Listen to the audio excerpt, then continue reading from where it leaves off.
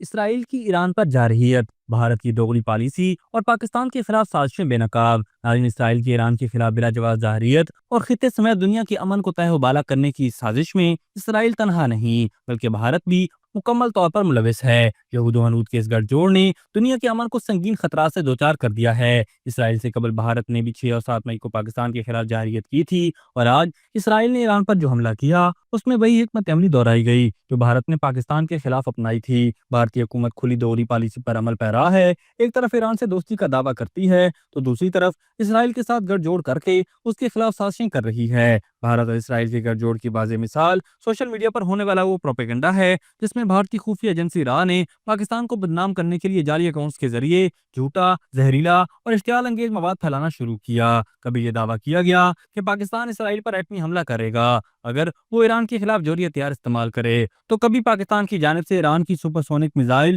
اور علاقہ طیارے فراہم کیے جانے کی جھوٹی خبریں پھیلائی گئیں۔ را کے جعلی اکاؤنٹ سے پھیلایا گیا یہ سب جھوٹ اب دنیا پر آشکار ہو چکا ہے۔ کسی بھی بات اعتماد ذرائع نے ان دعووں کی تصدیق نہیں کی۔ Social media plate form x نے اس طرح کی پوسٹوں پر واضح کر دیا ہے کہ ان کی کوئی مستند بنیاد نہیں، یہاں تک کہ روسی ٹی وی چینل RT نے وزیر دفاع خواجہ آصف کے حوالے سے دی گئی جھوٹی خبر پر باقاعدہ معذرت کی اور کہا کہ وہ جعلی پروپیگنڈا کا شکار ہو گئے تھے۔ بھارت کی دوغلی پالیسی کی ایک اور واضح مثال یہ ہے کہ اب تک بھارتی حکومت نے اسرائیل کی ایران پر کھلی جارحیت کی مذمت تک نہیں کی۔ بھارت کی اپوزیشن جماعتیں بھی اس پر حکومت کو سخت تنقید کا نشانہ بنا رہی ہیں کہ وہ فلسطین کے حق میں ووٹ نہ دے کر اور ایران کے معاملے پر خاموش رہ کر خود کو سفارتی تنہائی کی طرف دھکیل رہی ہے۔ حقیقت یہ ہے کہ بھارت بظاہر دوست بن کر ایران کو نقصان پہنچا رہا ہے۔ اس کی واضح مثال اسرائیل کے حق میں بھارت میں انتہا پسند ہندوؤں کی ریلیاں اور شنگھائی تعاون تنظیم کے اس اعلامیہ سے بھارت کا علیحدہ ہونا ہے جس میں ایران پر اسرائیلی حملے کی مذمت کی گئی تھی۔ بھارتی خفیہ ایجنسی را کی نئی دلی میں قائم ڈس انفو لیب نے پاکستان کو FATF میں دوبارہ شامل کروانے کی مذموم کوشش بھی کی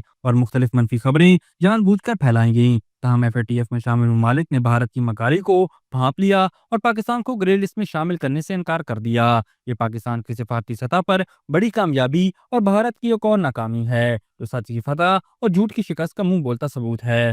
ابھی تک کے لیے صرف اتنا ہی۔ مزید دلچسپ اور تازہ ترین خبروں سے آگاہ رہنے کے لیے ہمارے چینل اسلام آباد انسائیڈر کو سبسکرائب کرنا مت بھولیے، اور اگر ہماری یہ ویڈیو آپ کو اچھی لگی ہے تو اسے لائک کر دیں اور اپنی قیمتی رائے کا اظہار نیچے دیے گئے کمنٹ سیکشن میں ضرور کریں۔